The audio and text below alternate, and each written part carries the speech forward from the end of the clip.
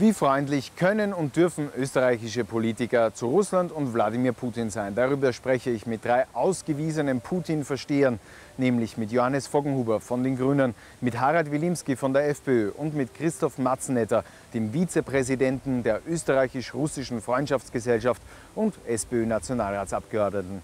Kommenden Montag bei Klartext.